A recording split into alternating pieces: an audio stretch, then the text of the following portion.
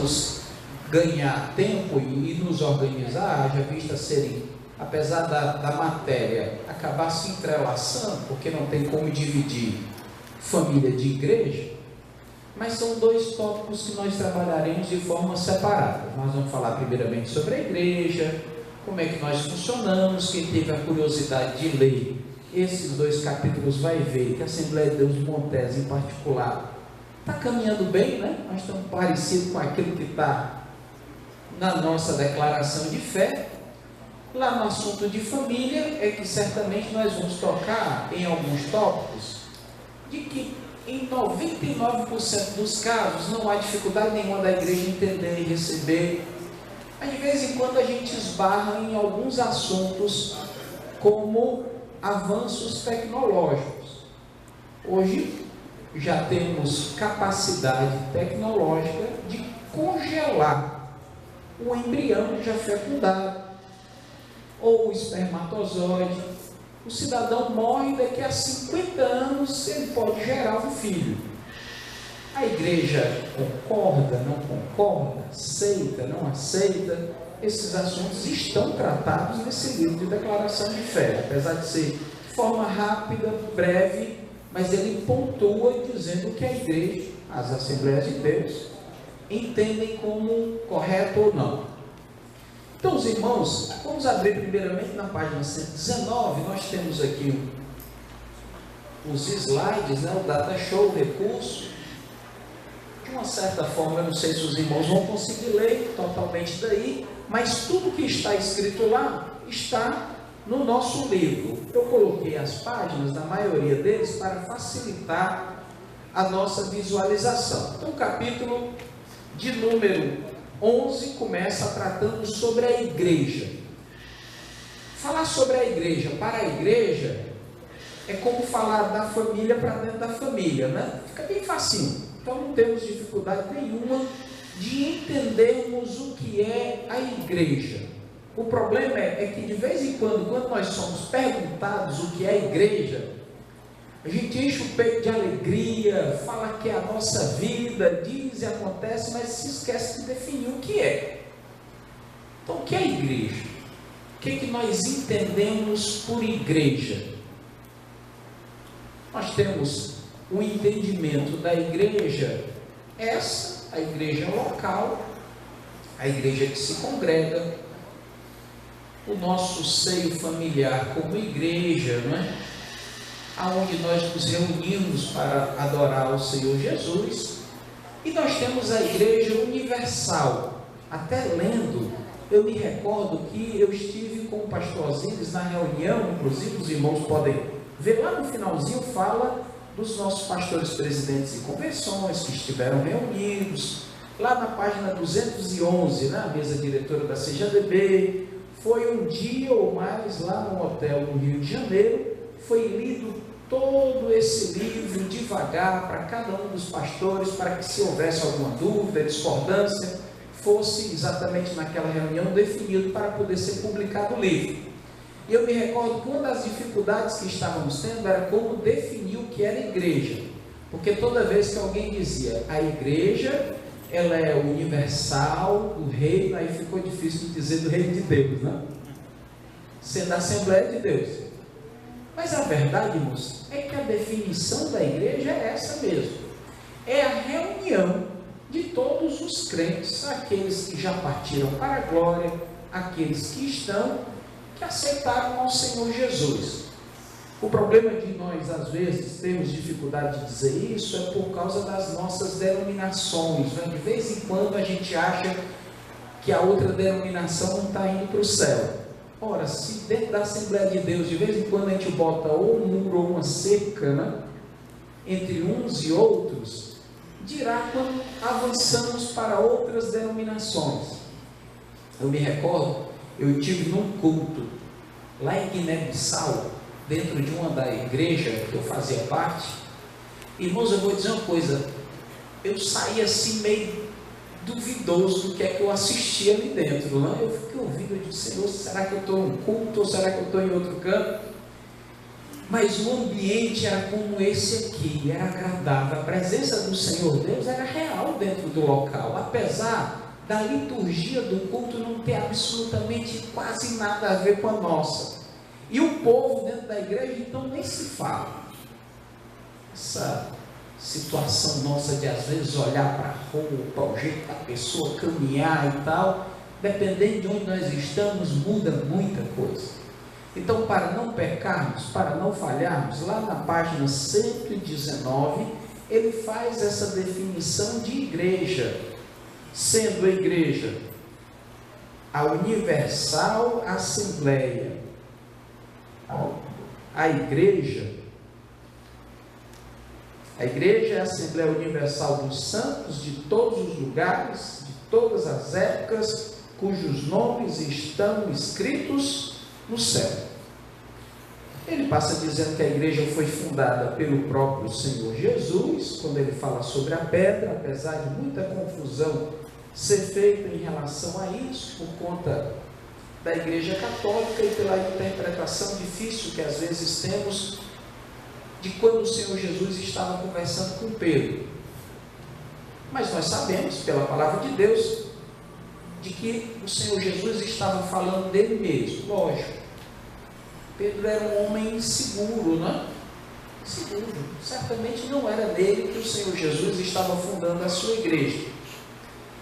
Ele diz, além de Assembleia Universal dos crentes em Jesus, o vocábulo igreja refere-se a um grupo de crentes em cada localidade geográfica. Aí nós temos a noção da igreja local.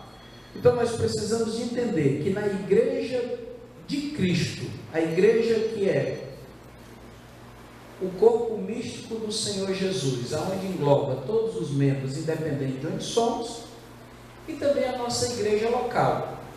Tanto uma quanto a outra, a palavra de Deus chama de igreja para não termos dificuldade. Ele passa para nome e título. Nós vamos avançar um pouquinho, irmãos, esse princípio, porque lá na frente temos muita coisa para ser dita e falada. São os chamados para fora, era usado para designar assembleia ou ajuntamento de cidadãos em uma localidade na antiguidade grega. Aí temos aqui algumas denominações que é dado para a igreja: seu corpo, povo de Deus, noiva de Cristo, esposa do Cordeiro, crentes, santos, eleitos, discípulos, cristãos, etc. A gente não brigar, né? Independente do nome que a gente gosta de ser chamado. Tem um pastor nosso que toda vez que ele conversa comigo, ele me chama de meu santo. Não é meu santo, é pastor nosso do setor. Tem uns que gostam de se autodenominar crentes, outros evangélicos, né? Mas somos tudo isso. Todas essas palavras que estão descritas aí, se os irmãos lerem com carinho, tem um versículo da palavra de Deus demonstrando aonde foi citado de tal forma na Bíblia Sagrada, para não termos nenhuma dificuldade e não acharmos que é feito distinção de uma coisa ou de outra. Não é? Vai depender muito da época, né? Tem épocas que o termo crente, né? Tem gente que tem vergonha de ser chamado de crente, eu não sei porquê, mas prefere evangélico, né? Ou cristão. A verdade é que a Bíblia Sagrada botou todo mundo no mesmo patamar. É a mesma coisa, é a igreja do Senhor Jesus, com os nomes distintos. Obrigado, amigo. Amém. Obrigado. Irmãos, eu estou aqui falando, mas o papai está aqui atrás de mim, a qualquer momento ele vai se levantar e dizer alguma coisa em relação àquilo que a gente vai passando. Nós vamos avançando aqui devagarzinho, até porque esse começo é conhecido de todos os irmãos com muita tranquilidade. Sobre a questão dos membros, a membresia da igreja,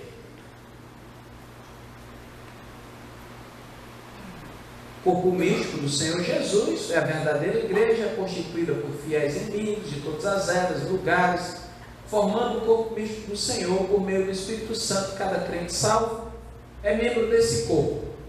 Nesse mesmo capítulo, foi colocado, e nós cremos através da palavra de Deus, de que nós não conseguimos ser crentes de forma solitária. Não tem. Nós precisamos de entender isso, porque a palavra de Deus condena uma vida cristã isolada. Nós podemos ter momentos em que isso acontece na vida? Podemos. Nós vamos ver em alguns momentos homens de Deus passarem por situações que eles ficaram isolados, não? Nós vamos encontrar Elias, 3 anos, né, sozinho, numa beira do rio, sendo alimentado por corvo, depois com uma viúva. Certamente ele não estava no meio da igreja, estava escondido em muitos outros momentos. Mas o natural para a igreja do Senhor Jesus é nós estarmos reunidos uns com os outros, por mais que isso por vezes pareça difícil, tenha seus momentos de dificuldade, mas é porque de vez em quando a gente esbarra com alguém cheio de si, de razão, dizendo que é melhor ser crente em casa do que na igreja, porque na igreja está cheio de problema.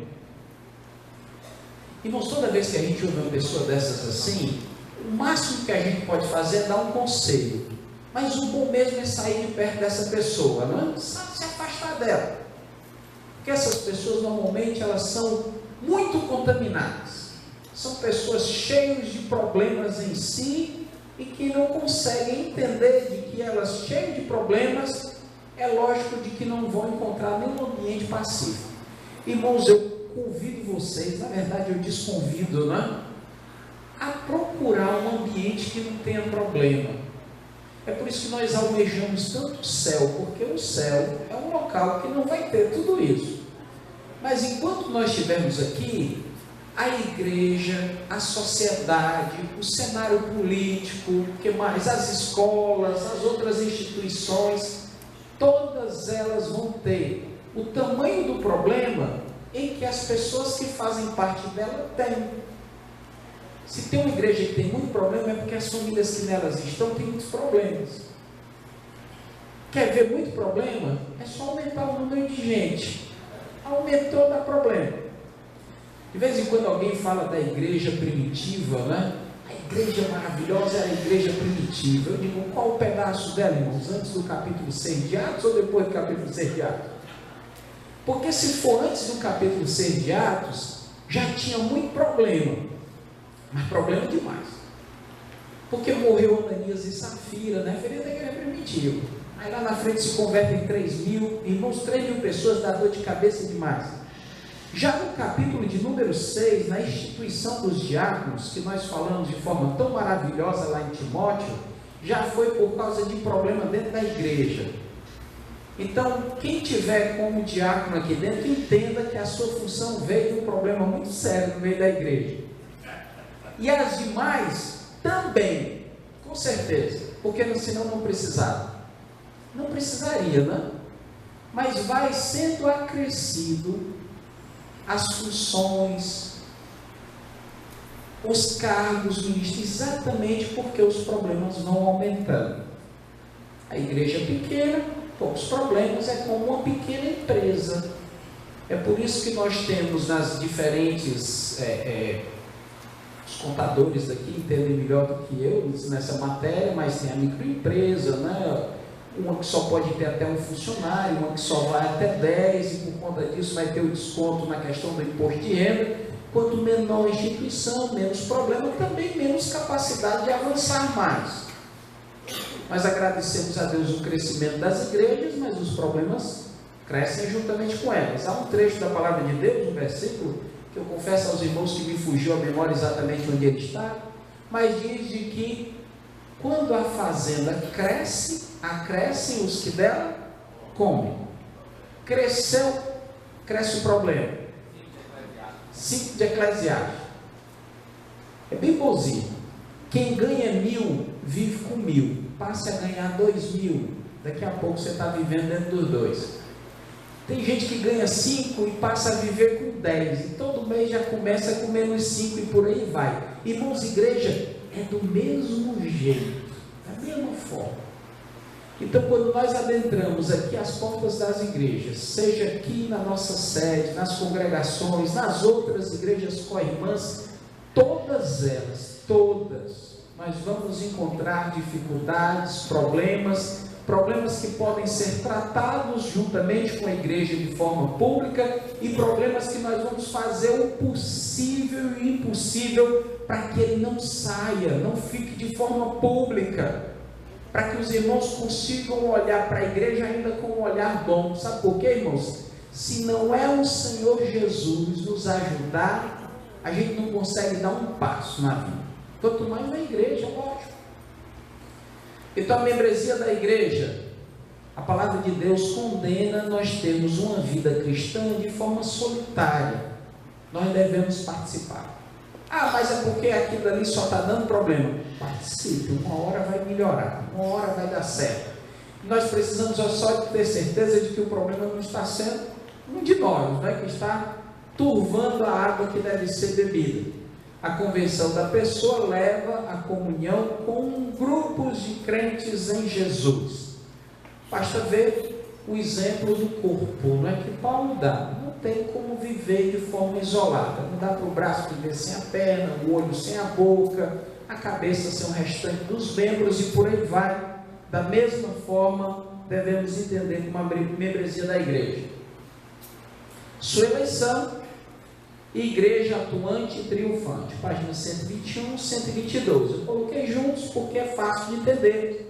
A Bíblia Sagrada fala que Deus elegeu a igreja desde a eternidade, antes da fundação do mundo, segundo a sua presciência. Como ontem já foram faladas essas palavras, eu não vou me atrever a repeti-las, nós temos uma certa dificuldade de trabalhar com algumas palavras. Mas de toda forma, a Bíblia Sagrada não tem nenhuma dificuldade de trabalhá-las. Então, a Bíblia Sagrada fala em Tito, capítulo de número 1, verso 2, sobre essa eleição, e sobre a questão da militância da igreja na terra. É a igreja triunfante, em que a palavra do Senhor nos garante que a porta do inferno não prevalecerá contra ela.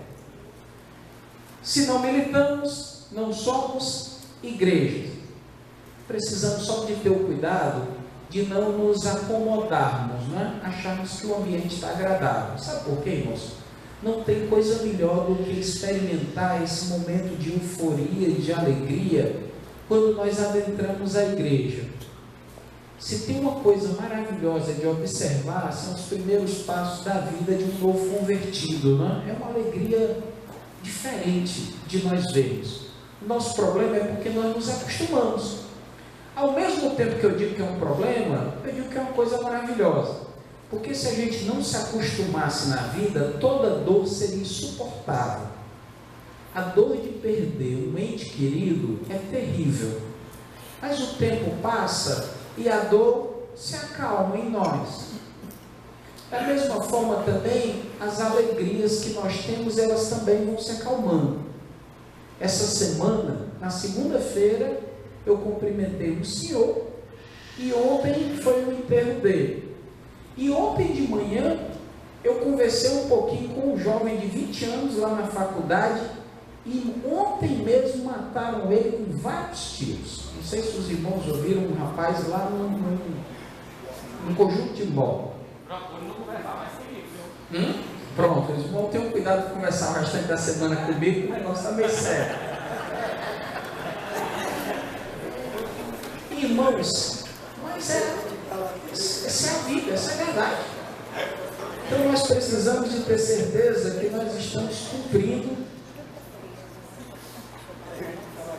o que a palavra do Senhor Jesus diz, Isso é verdade.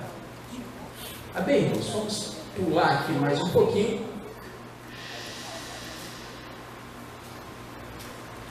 As ordenanças da igreja.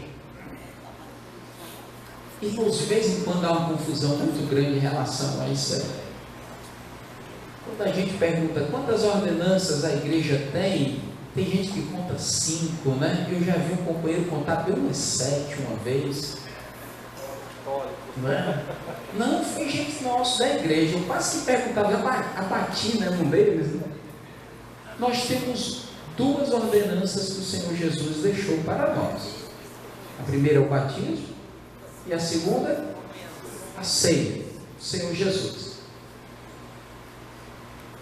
A nossa declaração de fé ela faz uma afirmação que ela é assim um pouco doída de dizer para nós, porque parece que a gente passa o tempo todo afirmando outra coisa.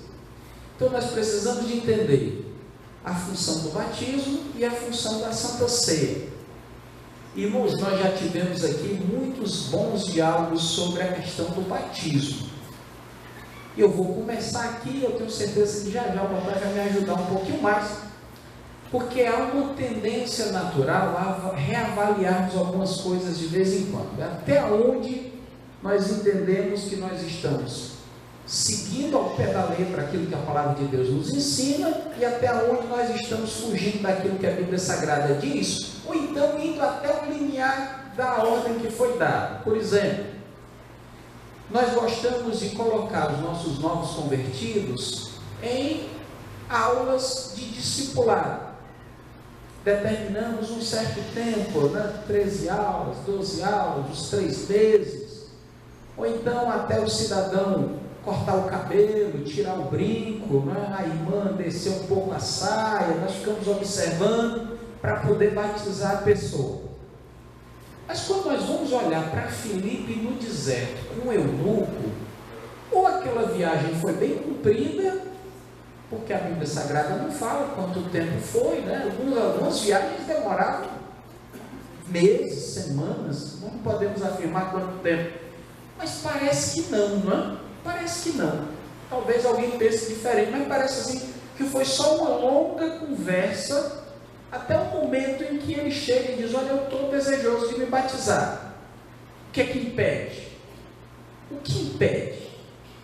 Então, irmão, se nós formos tratar do que impede de alguém que está convicto da salvação na pessoa do Senhor Jesus de descer as águas, eu tenho certeza que cada um de nós aqui individualmente ia ter restrições ou elasticer assim um pouco a corda, dizer, não, aceitou a Jesus, pode estar do jeito que está, se tiver um copo d'água como esse aqui, que até água com gás, pode derramar assim na cabeça que está resolvido o problema, porque é simbólico. A palavra de Deus, ela nos dá a orientação como essa simbologia deve ser realizada, mas nós não podemos perder o referencial de simbologia, porque senão daqui a pouco a gente coloca o batismo num patamar acima da graça de Jesus, porque de vez em quando a gente quer fazer isso também em algumas áreas. Então nós precisamos de entender o que é o batismo, é uma instituição, uma ordenança do Senhor Jesus, cuja tal ele mesmo cumpriu, mesmo sem precisão. Mas o Senhor Jesus diz, é importante, ele quis reforçar a necessidade do batismo para a igreja.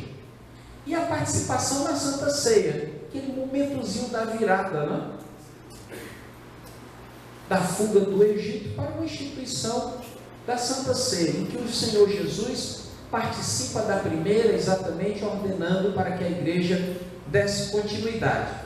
Mas a nossa declaração de fé, ela faz a seguinte palavra, orientação. Ele diz que tanto o batismo, página 122, e a ceia do Senhor não produzem qualquer mudança espiritual quem dela participa. Para nós interpretarmos isso com carinho. Nem é o batismo, nem é a Santa Ceia que está salvando ninguém. E não adianta chegar todo torto e se batizar, porque vai entrar torto seco e sair torto molhado. E se chegar torto na ceia, ainda vai sair com fome, irmãos, porque o pedaço é pouquinho, De vez em quando, irmãos, vem um pedaço de pão tão grande que eu confesso aos irmãos que acaba a oração e eu ainda estou mastigando, Tem uns pães também que vem, que pelo amor de Deus, a gente tem que ter um cuidadozinho no pão, ser mais gostosinho, para facilitar a gente engolir o pão. E olha que eu ainda tenho um bocado de dente, quem não tem é mais trabalhoso ainda, Para demonstrar, irmãos, que às vezes a gente tem que ter um cuidado para não interpretar errado.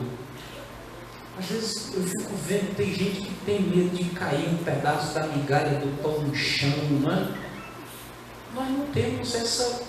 É lógico que não precisa também de tratar de forma relaxada. Mas não é bem isso que a palavra de Deus fala.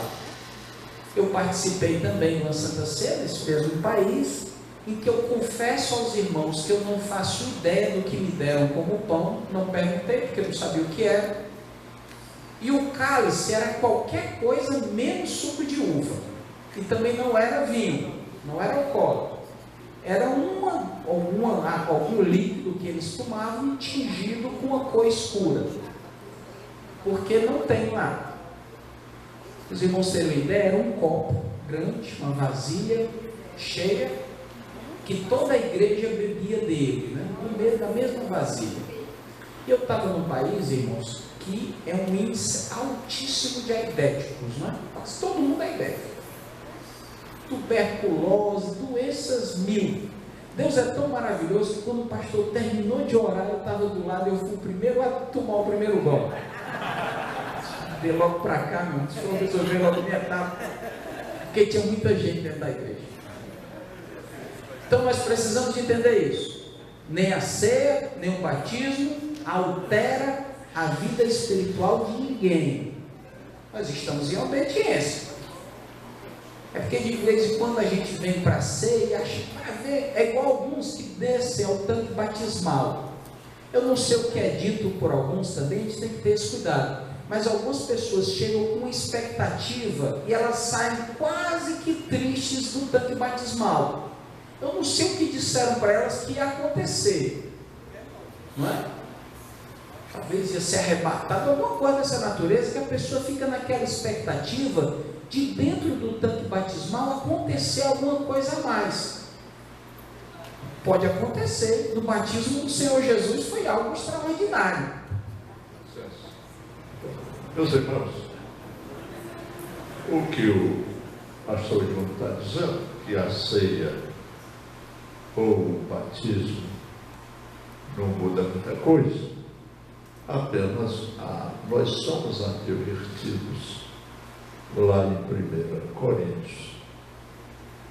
E antes de comer o pão e beber o vinho, tomar o vinho, a Bíblia manda: examine-se a si mesmo, olhe para você. Está mal com alguém?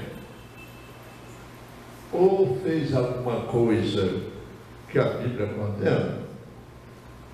O que é a recomendação? Não coma o pão e nem tome o vinho, porque se assim o fizer, você vai tomar condenação para você. Isso é morte espiritual, porque você não está discernindo ou compreendendo o simbolismo do pão, que é o corpo de Cristo, e o vinho, que é o sangue de Cristo, dado derramado por nós. E certamente que o pão e o vinho, como símbolos de um corpo que de fato nunca pecou e que Deus se assemelha por nós. E a Bíblia manda que, em obediência ao que Cristo diz, fazei todas as vezes, até que eu venha. É também uma obediência está presente, mas olhar para si mesmo. Fez alguma coisa errada? Peça perdão. Brigou com alguém? Vá lá e peça perdão e abraço, para que você não tome condenação ao tomar o vinho ou a ceia do Senhor. Portanto, a Bíblia não diz que você vai ficar mais crente se tomar a ceia, mas se tomar indignamente, vai ficar como? Réu, isto é, vai pecar contra Deus, porque você está indigno de comemorar a paixão e morte de Cristo. Ele, na cruz do Calvário, dizia o quê? Senhor, perdoa-lhes, porque ele não sabe o que... Mesmo ali, sofrendo, não guardou mágoa de ninguém. Estava perdoando todo mundo lá na cruz. Portanto, o símbolo, a simbologia da ceia é muito importante que a gente compreenda e nunca, como o Paulo bebeu vinho, com problemas, faz cada vez mais. Amém. Amém, irmãos. Como está descrito no nosso livro, é para também não acharmos que nós estamos participando assim de algo quase que nós temos um problema, eu acho que nos países latinos de uma forma geral, né?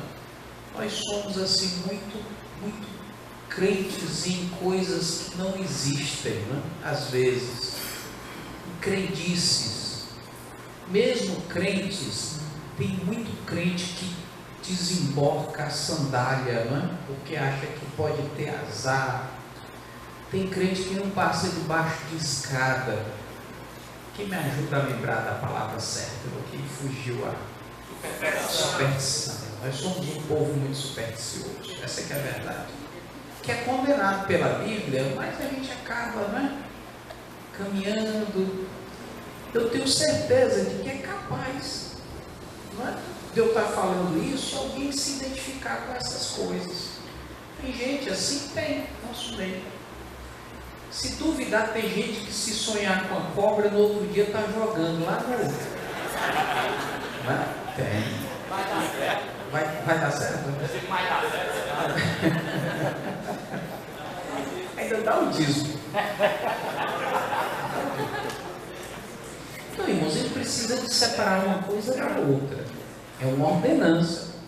O pastor Osíris disse algo que eu creio que os irmãos todos sabem. A Bíblia Sagrada condena nós participarmos da ceia de qualquer forma. Nós temos esse verso especial que fala de que nós somos réu do corpo quando nós estamos fazendo em conformidade, mas se nós lermos todo o capítulo 11, nós vamos entender o que Paulo estava falando.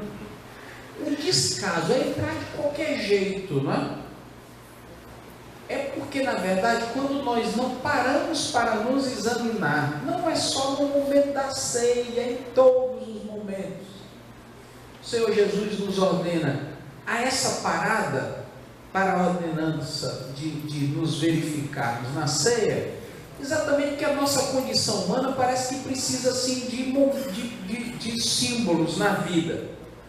Amém. Obrigado, querido. O povo de Deus passou, aí já teve que carregar umas pedras para marcar, para o povo, na próxima geração, já lembrar. São marcos. Nós precisamos disso para não nos esquecer de sermos gratos, de nos examinar. Então a ceia do Senhor fala muito disso. Então o batismo é o símbolo da nossa união com Cristo e ao mesmo tempo a confissão pública dessa união. E a ceia do Senhor é o memorial de sua morte em nosso lugar, muito bem explicado pelo pastor Júnior Evangelista Júnior ontem à noite. Próximo ponto que nós temos é a nossa missão, a missão da igreja. Vou repetir, ela é da igreja, não é do pastor, não é de obreiro, é de todo mundo.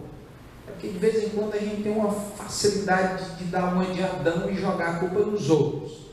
Que esse é um problema muito sério do nosso meio, não é? Nós temos uma facilidade muito grande de achar um culpado. Sempre tem que ter alguém para a culpa ir esbarrar nela. Então a missão é de toda a igreja. Poucas são as missões em que foram distintas para um grupo de pessoas. A função de um pastor na Bíblia Sagrada está descrita, mas ela não é toda a Bíblia não, é só um pedaço dela. A do levita, a do sacerdote, o que adentrava ao Santo dos Santos, cada um deles tem uma descrição, mas a descrição maior das obrigações, ela é dada à igreja de uma forma geral. É o ir de pregar o evangelho a toda criatura, é para todos, não é para um ou outro. Então aqui, na nossa confissão de fé, ele fez a seguinte colocação em relação à missão da igreja. A função primordial da igreja é glorificar a Deus. É glorificar a Deus. Então, quando alguém perguntar, fica fácil a gente dizer, não é? É glorificar a Deus. Agora, de que forma nós glorificamos a Deus? Ele separa isso em evangelização, a edificação de seus membros e do trabalho social. Esse pedaço de trabalho social é uma inovação. de um tempo para cá, a igreja tem despertado. Não que no passado não fizesse, mas a gente tem esse meio de onda, né? De vez em quando nós estamos na crista da onda, de vez em quando nós estamos lá embaixo. Tem países que têm os seus membros vivendo de forma tão boa, tranquila, de que o trabalho social quase não existe, né? Ele é feito de forma muito distante. Mas num país como o nosso, e na nossa região, essa área social nós podemos recorrer muito bem para a Bíblia. Ao mesmo tempo, nós devemos ter o cuidado com o exagero, por outro lado. Achar que a igreja só tem trabalho social. Não é fato. Precisamos de separar uma coisa da outra. A função primordial da igreja é tudo junto. É o evangelizar, é o ensinar, e certamente, se a pessoa morrer de fome, nenhuma das outras funções pode ter local, né? Caber. Então a função da igreja é essa: é a evangelização, a edificação dos seus membros e do trabalho social. Sobre a evangelização, o campo é o mundo, é ir de pregar o evangelho a todas as criaturas. A edificação, ele descreve de que ela é realizada por meio do ensino da palavra de Deus, em reuniões apropriadas da igreja, como o culto de ensino da escola bíblica dominical. O culto de ensino, para nós, algumas igrejas chamam de culto de doutrina, culto de ensino, alguns na sexta, alguns na quarta. Amém. Meus irmãos, hoje eu fui visitado por 2 pastores aqui do Rio Grande do Norte. Antes eu estava fazendo um relato da obra do Senhor Deus nesse estado,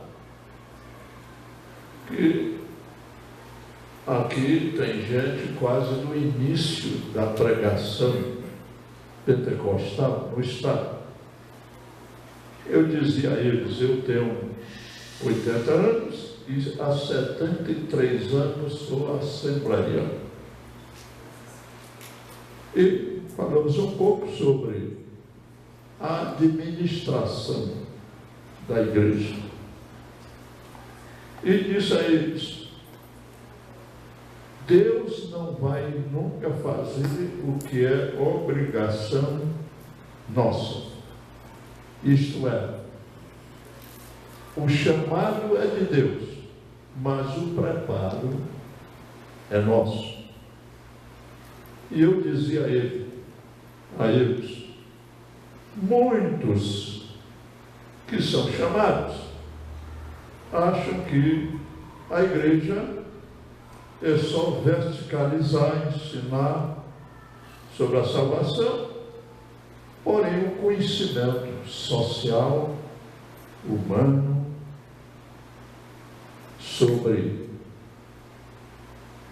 a administração ligada a todos nós, não se esforçam em aprender. E eu dizia a eles: eu nunca quis ser pastor, mas quando Deus chama, não negocia conosco o chamado. Chega um momento que ele diz: e agora? O que aconteceu com Jonas? Quis fugir, voltou na barriga de um peixe. O ambiente não deveria ser bem agradável. Portanto, eu disse a ele: eu me preparei para muita coisa, menos para ser pastor. Porque menino ainda eu via os problemas, as dificuldades daquela época, a pobreza tremenda e a falta de conhecimento. Poucos eram aqueles que assinavam o nome. Eram poucos. A grande maioria não sabia ler nem escrever. E muitos acham que, se são usados pelo Espírito Santo, não precisam se preocupar em estudar. Porém, a Bíblia não manda que venha um anjo fazer aquilo que é nossa obrigação. Não. Portanto, eu dizia a eles: Muitos não se preparam para uma administração na época, principalmente, que vivemos. Isto é, precisamos ler sobre o assunto, ter experiência sobre o assunto, e eu até citei um slogan que nas faculdades de administração sempre são ensinados, o chamado POCCC, planejamento. Quem não planeja não chega em canto nenhum. O crescimento da igreja, irmão, depende do planejamento de quem está à frente. O projeto, qual é o projeto? É ficar dentro dessas quatro paredes e dizer, bom, aqui nós estamos bem e vamos ficar aqui. Amanhã só está indo. Vai embora todo mundo, morreu todo mundo e acabou-se. Mas se tem um planejamento de avançar, abrir novas frentes de trabalho, novas congregações, associado a isto tem um conceito na Bíblia Sagrada que é muito importante. Moisés estava sozinho no deserto, o dia todo, sentado, resolvendo um monte de problemas que surgiam. Imagine, 2 milhões de pessoas naquele deserto, a confusão que dá. O sogro mais experiente chegou, olhou, Moisés, por que tu te assenta só? Eu vou te dar um conselho. Constitui homens de verdade, que aborreçam a valesa, a mão fechada, não dá nada em canto nenhum. Quem não abre a mão, não vai receber nada, porque a mão fechada, não adianta colocar, cai no chão. Quem não dá nada, também não recebe nada. E a Bíblia é muito clara sobre isso. Dá e dá-se-vos-á. Eu disse a ele, portanto, planejar. Quem planeja, projeta aonde quer chegar e como quer chegar. E quem está à frente de um trabalho, precisa estar preocupado em constituir, em formar homens e mulheres. As mulheres são indispensáveis ao crescimento da obra do Senhor. Homens e mulheres. Formar essas pessoas, orientar essas pessoas, para que amanhã novas áreas e portas de trabalho sejam abertas e você tenha um obreiro com a esposa já pronto para assumir aquele trabalho e desenvolver a obra. Portanto, o pastor não é dono de nada. Se é chamado, tem que se preparar para administrar a verticalização da administração, que é a doutrina, mas a parte horizontal, que é o braço da cruz, apontando para a humanidade. Cabe a nós, homens e mulheres, nos preparar, ler, estudar, para administrar o trabalho que está fazendo. E dentro de algum tempo, se você for chamado, você recebeu 5, 8, 10, 15 pessoas, amanhã você está com 100, 200, e vai crescendo cada vez mais. Se de fato você tem uma ação, tem um preparo para multiplicar, abrir trabalhos e fazer de fato obreiros e obreiras, homens e mulheres, para que você se espalhe. Moisés, apesar de Moisés, estava errando. Como era um homem humilde, recebeu o conselho do sogro, e que não era nem da nação, e colocou em prática. E aí sobreviveu, e até que chegaram à terra de Canaã. Portanto, quer fazer a obra de Deus? Tem um chamado, tem essa consciência? Cuide de você, se prepare. Seja o exemplo também. Porque sem ser o exemplo, você não pode estar orientando ninguém. Porque o pessoal está olhando para você. Se você não está fazendo o que está pedindo, não tem como chegar em canto nenhum. Portanto, o crescimento da igreja depende aqui de todos nós. Porque os anjos são proibidos de vir, diz a Bíblia Sagrada. Deus constitui homens e mulheres. Agora, a nossa obrigação, Deus não manda de lá alguém, um anjo, um arcanjo, um querubim, um serafim, para vir para o nosso lugar. Somos nós que precisamos estar preparados para cumprir a obrigação. Amém. Glória a Deus. Irmãos, eu sabia que esse é um assunto que o papai gosta, viu? E nós vamos já entrar no governo da igreja, aí é que vai ser mais animado. Mas, irmãos, o pastor Osiris já nos ajudou. Evangelização, a edificação. Quando nós virmos, irmãos, preparados como para a escola bíblica dominical, às vezes a gente vê sequer a revista da escola, tivemos a curiosidade de ler. É como ir para a escola, para a faculdade, para a sala de aula no ensino médio. Uma coisa é um aluno que adentra a sala e assiste a aula e de lá tira um bom proveito.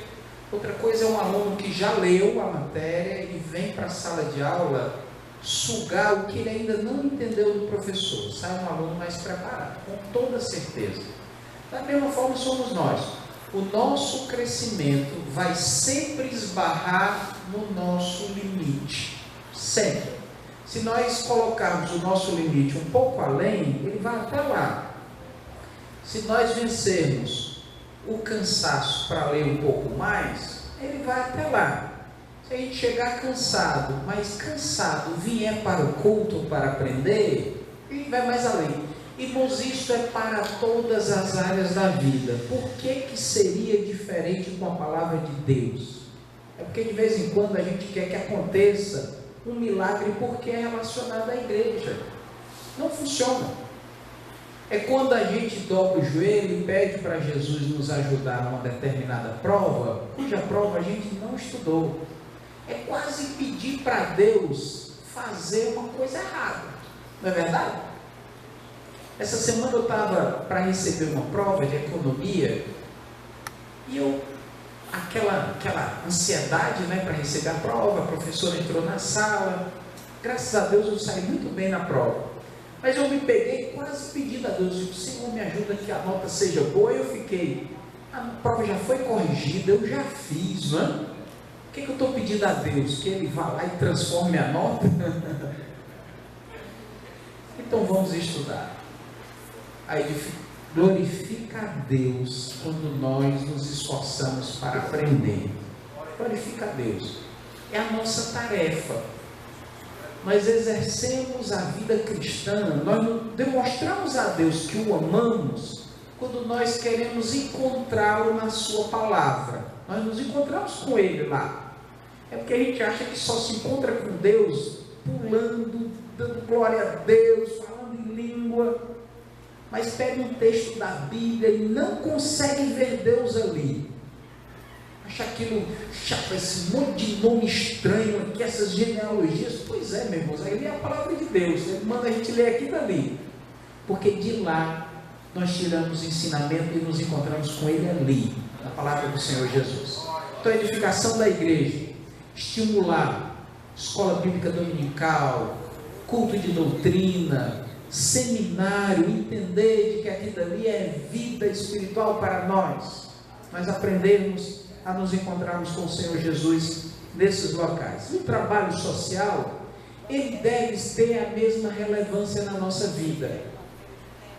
A nossa igreja tem alguma atividade social?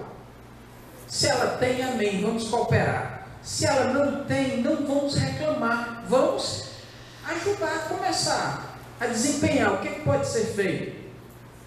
De que forma nós podemos ajudar a sociedade a melhorar? E na nossa declaração de fé, ele é muito enfático de que ele é para a igreja, porque dentro da igreja nós vamos ter pessoas com necessidades extremas.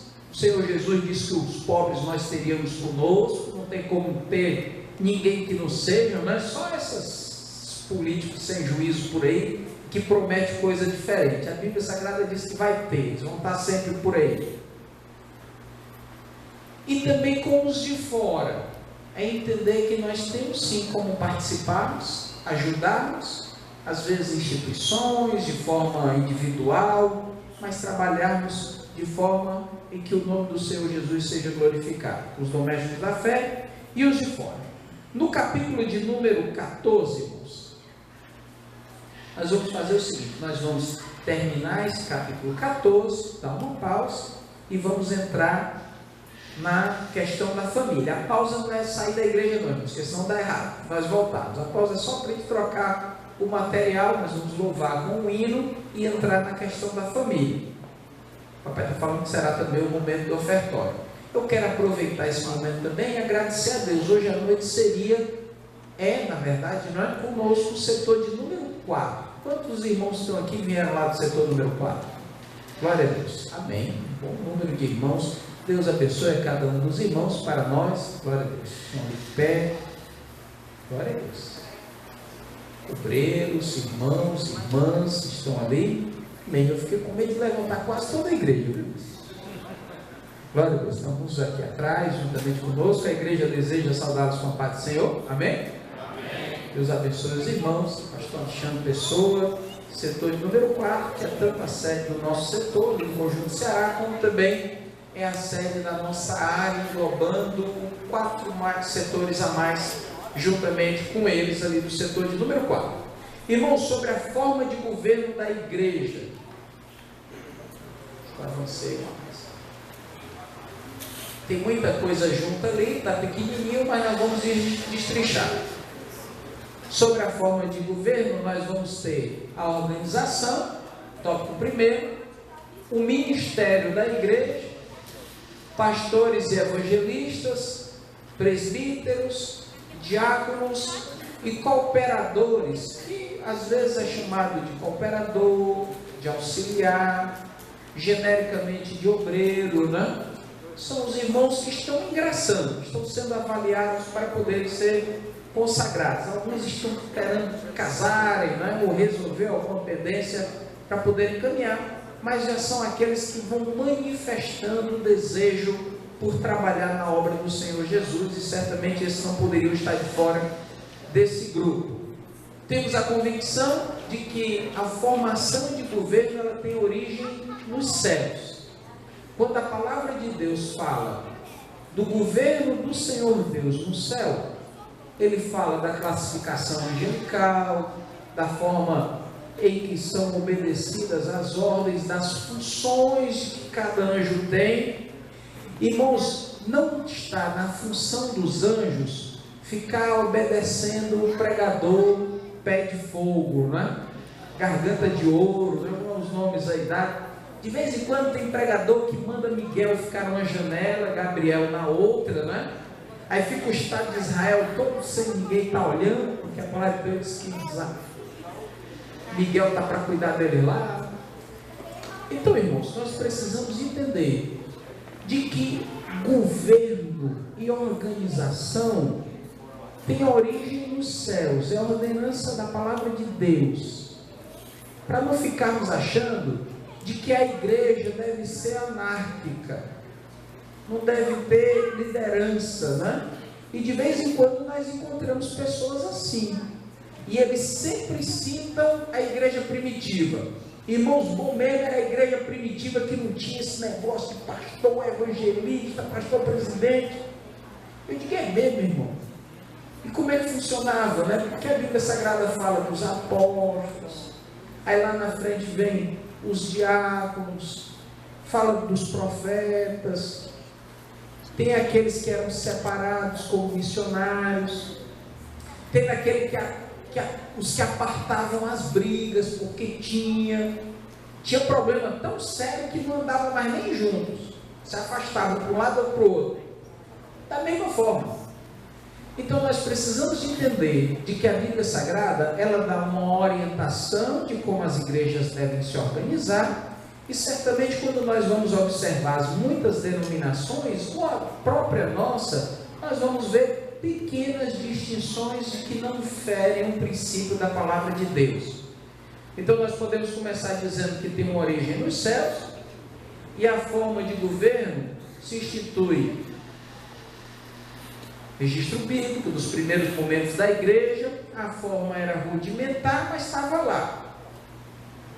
A semente era pequena, nós já falamos sobre isso. A fazenda era pequena, bastava ali 1 ou 2 capatazes para cuidar com alguns trabalhadores. A fazenda foi aumentando, vai precisando de mais gente para poder ajudar no comando da igreja. No primeiro momento nós temos as seguintes distribuições. Para isso nós vamos pedir que o nosso pastor nos ajude daqui a pouquinho. Eu ia dizer, irmãos, ontem foi falado sobre isso. Eu falo muito. Então quando os irmãos tiverem alguma pergunta, é só levantarem a mão. Se a pergunta for fácil, eu respondo. Se for acima de mim, está aqui o papai para responder. E se for muito mais difícil, o papai pode disciplinar um dos irmãos aí embaixo também, para não ter dificuldade. Está aqui o pastor Júnior, né, para nos ajudar. Então os irmãos nos ajudem, havendo alguma pergunta. Eu tenho certeza de que algumas dúvidas sempre existem. Nós temos pastores e evangelistas. Ele faz distinção, pequeno, mas faz. Nós não temos pastoras. Ainda hoje eu tenho um desses grupos de WhatsApp, né, de pastores de igrejas de convenções, e está o pastor Ezequias, tem outros pastores que são escritores da Assembleia de Deus, e eles estavam hoje discutindo exatamente sobre a consagração de pastores. Há uma nova convenção, já grande, começa no Estado brasileiro, na nossa federação, de que está consagrando pastoras da Assembleia de Deus.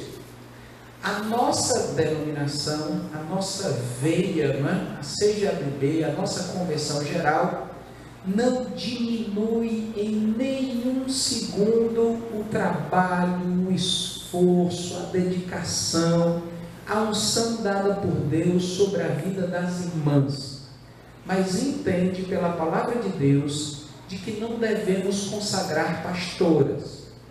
A Assembleia de Deus tem esta orientação. Ah, pastor, por que não consagra? Pelas mesmas razões.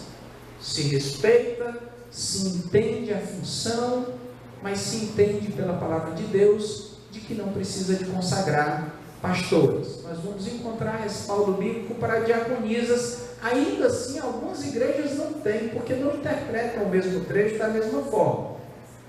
Mas para pastoras, as Assembleias de Deus não têm. E pelo que os últimos diálogos que eu ouvi, ainda vai demorar um pouquinho, né? Nós não temos nenhuma convenção no Brasil ligada à CGADB que entenda que possa se relativizar esse entendimento. Todas as convenções ligadas à CGADB, todas elas, não consagram pastores. E também a CGADB vetou, fez de forma manifesta, já escrita, de que não há consagrações para pastoras e nem para evangelistas irmãs, né?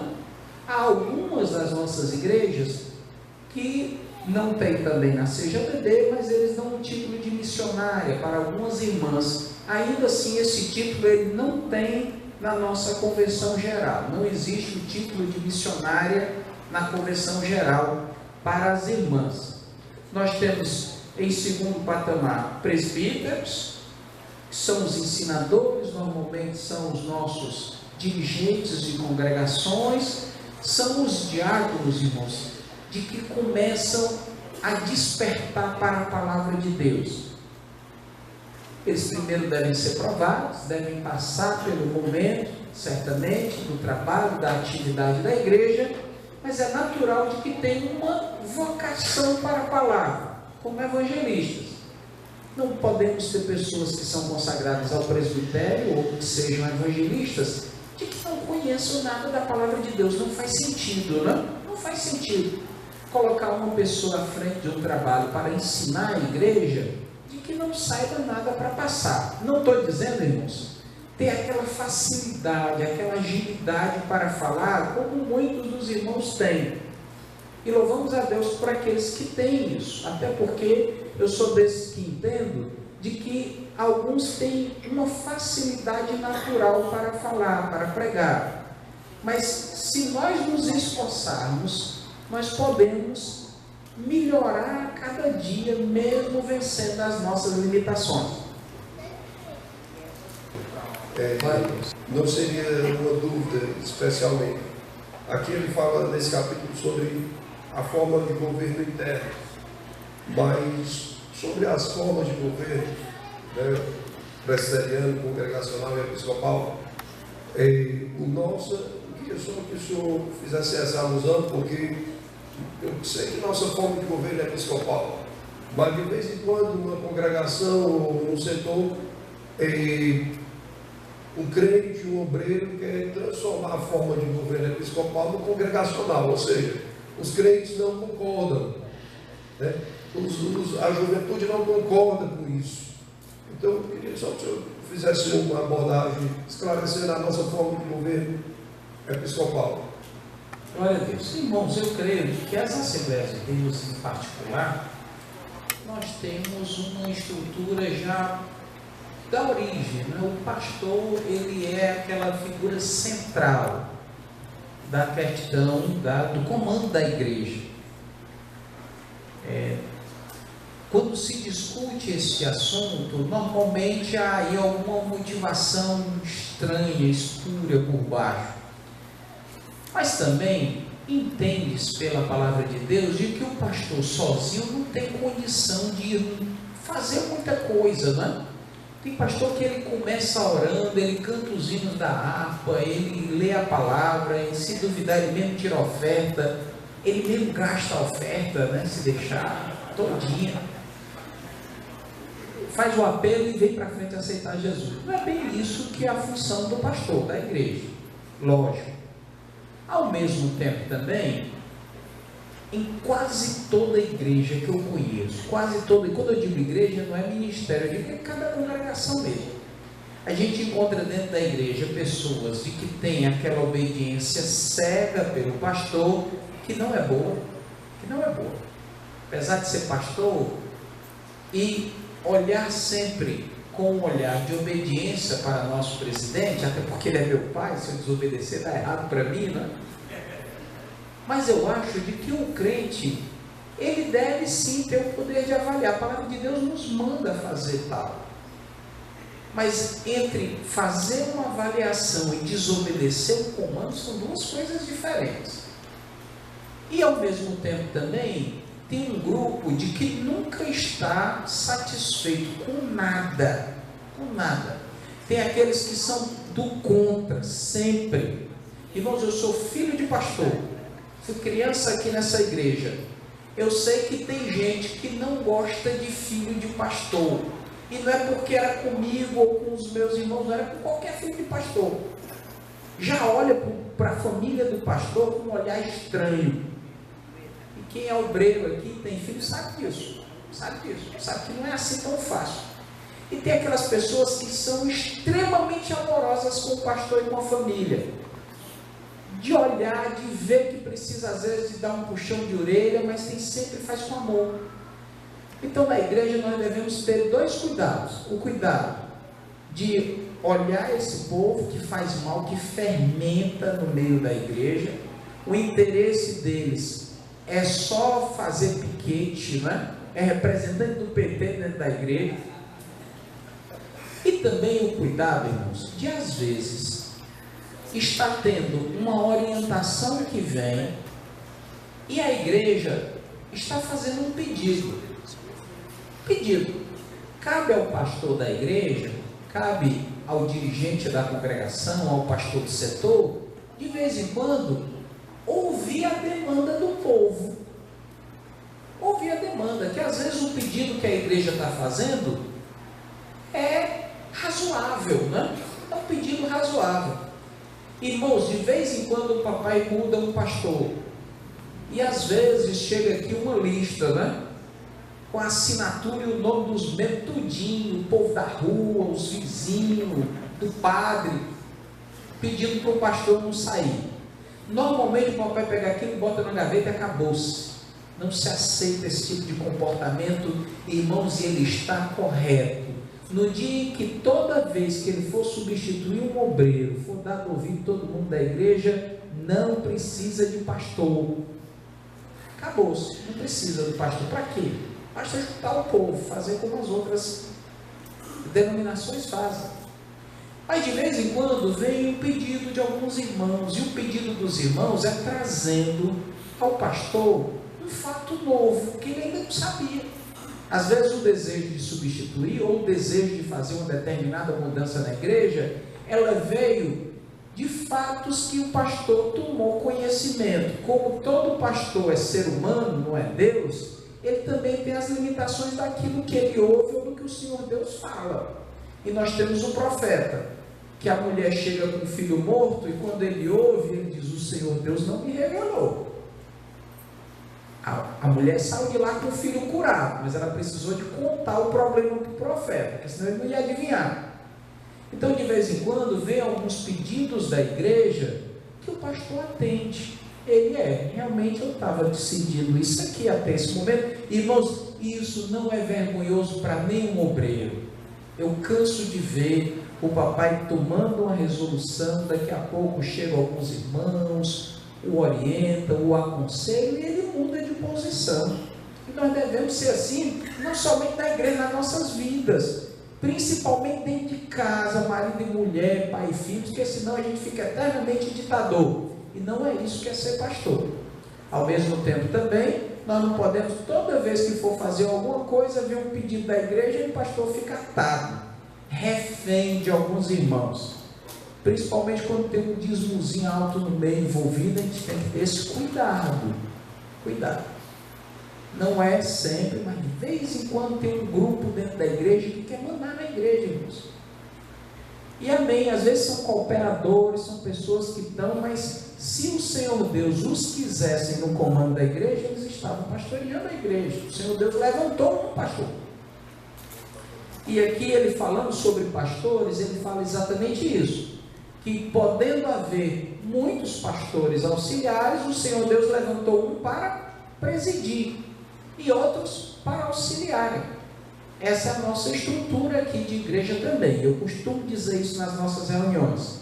Eu digo, a nossa igreja, Assembleia de Deus do Montese, ela só tem um pastor, que é o pastor Osíris Teixeira Pessoa. Todos nós, os demais, somos auxiliares. Nos diminui? Em momento nenhum. Cada um de nós tem o seu chamado. Alguns são pastores, outros evangelistas, outros presbíteros, mas nós cremos, e no dia que a gente deixar de crer nisso, é bom ir para outro canto, né? De que o Senhor Deus orienta ao nosso pastor a diretriz que a igreja deve tomar, o caminho. Como até hoje ele tem dado a mesma palavra para lá que nós estamos caminhando. O ajudando, auxiliando, às vezes falando, né, pastorzinho, eu acho que esse caminho não é muito bom, e ele vai repensar o assunto, orar, pedir orientação a Deus, mas sim, nós precisamos de ter esse cuidado, de nem fechar a porta demais, ao ponto de não ouvir a igreja, não aceitar ninguém, nenhum conselho, e também não ficar frouxo. Quando eu digo frouxo, não é chamando o pastor de frouxo, é a frouxidão de mão, de não ter um comando, que aí também não funciona, não dá certo, né? Quando Moisés chega a Deus, Deus diz: o que é que tu tem na mão? É o cajado? Pois então, comando, toque na água e vamos embora, né? Vamos para frente. Amém, irmãos? Pastor Júnior, aqui, pastor. Foi não. É uma pergunta que não é minha. Amém. Depois eu vou passar para as suas mãos. O pastor Natan, hoje ele está dando aula, foi o primeiro palestrante na terça-feira. Ele deixou aqui para me passar nas suas mãos e fazer essa pergunta. O pastor Natan, agora, após esse estudo do credo, ele pergunta se há possibilidade dos novos obreiros, no caso candidatos a pastores evangelistas, serem sabatinados quanto ao conhecimento do credo. Se há essa possibilidade, se eles serão sabatinados, né? Mas o pastor não veio e deixou aí uma pergunta dessa. Agora, estou brincando. Agora não, pessoa maravilhosa. Agora vai muita gente no estreito grande. Agora falo eu e não o pastor Natan. Porque assim, eu vejo isso como pertinente, principalmente por conta de algumas influências que nós estamos tendo hoje dentro da nossa igreja, tanto o neopentecostalismo como o neocalvinismo. Então tem trazido muitas influências negativas para o contexto que se tem. Glória a Deus. Irmãos, a pergunta é essa. Nós vamos só avançar por causa do horário, mas vejam bem. Nós já até temos algo parecido. Há uma época dessa aqui atrás, o pastor evangelista Júnior, que está aqui conosco, ele preparou um material maravilhoso para todos os nossos pastores evangelistas que seriam consagrados. Obrigado. Eles teriam uma pequena prova para fazer, de perguntas bíblicas pertinentes à função pastoral, à função de evangelista, e também perguntas relacionadas à nossa convenção, à estrutura da igreja, à nossa estrutura de ministro. Porque o presbítero e o diácono, eles são funções locais, mas evangelistas e pastores, eles têm uma função ministerial apartada. Não é que se transformam em um patamar mais alto, mas eles são tratados no nível convencional. Foi feita a prova. Irmãos, eu confesso aos irmãos, os primeiros resultados foram tristes, foi difícil, não é? Tinha uma pergunta, era, o que significa confradece? Não é? Irmãos, no cabeçalho da prova, tinha assim, confradece, aí tinha dizendo o que era confradece. Então era o cabeçalho. E lá embaixo, quando o candidato foi responder, irmãos, eu nem lembro o que foi comércio, botou tudo que veio na cabeça dele, menos o que era confradece. Então nós temos essa dificuldade. Às vezes o nosso povo não quer se preparar, quer ser consagrado. E às vezes tem um chamado, mas não quer se preparar. Não quer se preparar. Irmãos, Deus levanta. Mas o preparo, isso tem que haver esforço. Tem que haver esforço. Voltando para Elias, não é Eliseu, são exemplos maravilhosos. Ele, quando dá aquela palavra, diz, olha, não vai chover. O Senhor Deus honra a palavra do profeta, mas ele passou a mesma paulada do que o povo todinho para segurar a palavra. Então nós precisamos de entender, queremos, o Senhor Deus tem nos chamado, arde no nosso coração o desejo. A Bíblia diz que aquele que almeja o episcopado, boa coisa, almeja, é coisa boa, é coisa boa. O Senhor Deus diz que é bom, mas exige preparo, esforço. Então está aqui o nosso pastor presidente, ouviu a pergunta, já há o desejo, bem verdade, e eu creio que a partir de agora, feito esse momento, já foi falado até de que na nossa AGO nós estaremos fazendo o extrato desse material também, porque é pertinente, para que nós possamos ter obreiros, irmãos, que repitam aquilo que nós cremos, para não estarem no nosso púlpito dizendo coisa que a gente não defende, dizendo outra coisa. De vez em quando a gente pega uns calvinistas de carteirinha no púlpito, não? Eu digo, meu irmão, se você é calvinista, amém, não estou dizendo que o céu não é para você também não, mas certamente não é a Assembleia de Deus o seu lugar, é o canto, né? A Assembleia de Deus, ela tem uma outra confissão, nós confessamos outra coisa, e as distinções, severas, grandes, tanto é que a gente vem brigando de muitos anos para cá. Então creio que sim, essa pergunta do pastor Natan foi passada aqui para mim, mas eu vou transferir ela para o nosso pastor presidente, e que certamente vai nos ajudar. Sabatina, talvez não seja oral, mas uma provazinha para que os irmãos façam. Por mais que a gente não reprove, vamos para a família. Que ele não reprove, mas que ele possa entender que precisa estudar mais. Família, amém. Casamento ou união matrimonial, pai, mãe, filhos, formação de família. Irmãos, no primeiro tópico, capítulo de número 24, nós temos aí na nossa página 203. Eu tenho certeza que os irmãos leram, mas ele começa falando de que Deus criou macho e fêmea. Eu creio que ninguém tem dúvida sobre isso, não? Ninguém tem dúvida, porque até quem pensa diferente, ele ou nasceu macho ou nasceu fêmea. Raramente tem um corpo que vem com as duas coisas juntas, ainda assim é uma anomalia, não é o comum. Se fosse comum, tinha mais por aí. Não é? Essa dúvida é só no nosso reino do animal que pensa. Nos outros não tem esse problema, não é?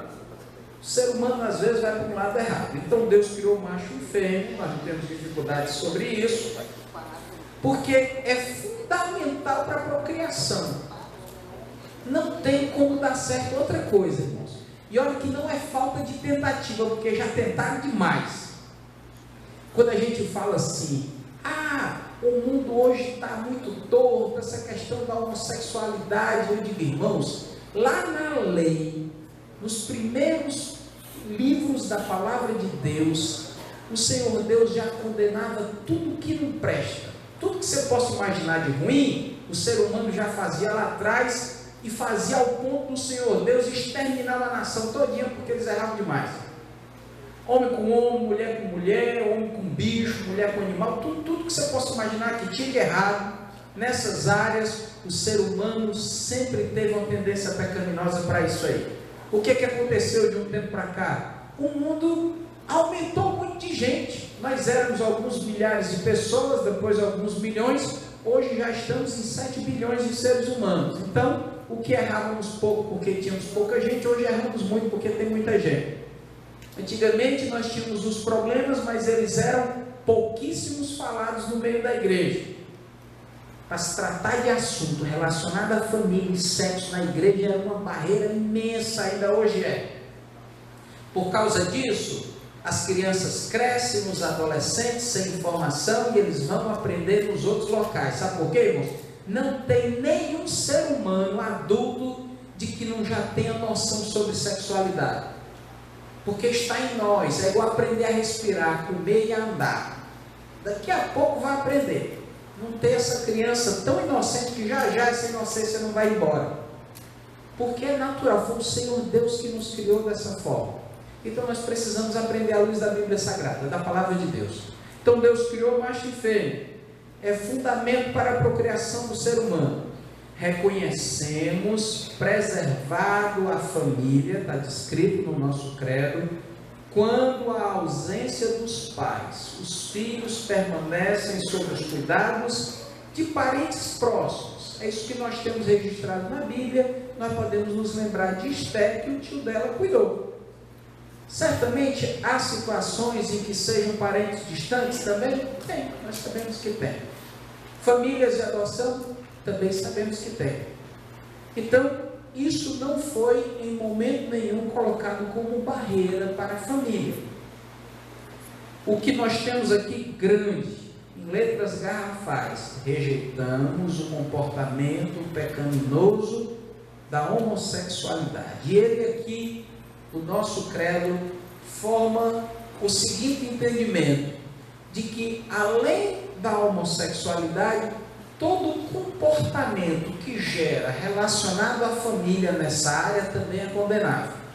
Porque de vez em quando a gente ouve algumas pessoas assim: é melhor estar num lar que mesmo que sejam 2 homens ou 2 mulheres, mas pelo menos a criança está tendo alimento, conforto, acesso à saúde, à educação.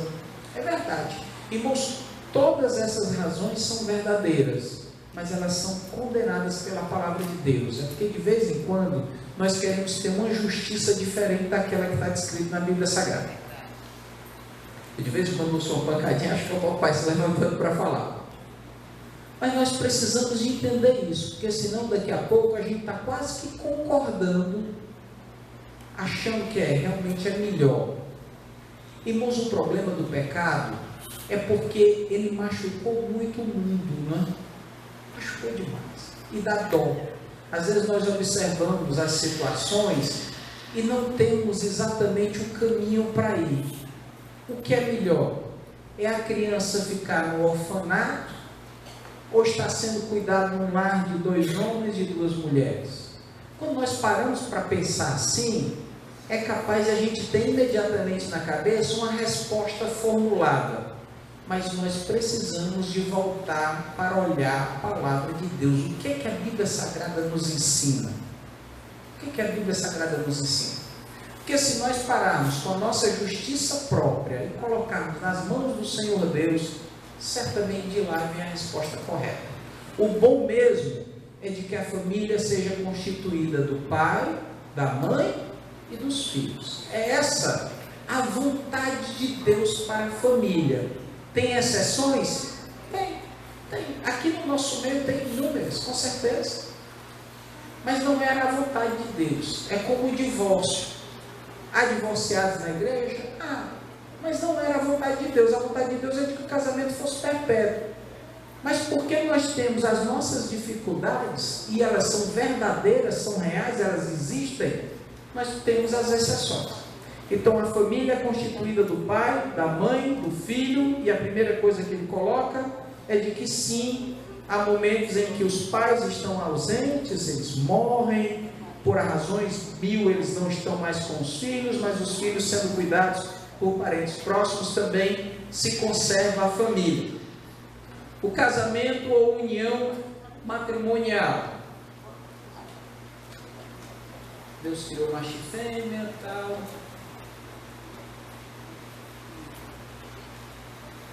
O casamento tem como propósito a instituição da família matrimonial, a compensação mútua do casal, a procriação, o auxílio mútuo e a continência e a satisfação sexual. De vez em quando a gente tem medo de falar isso, né? É aquele sentimento católico de que o casamento é só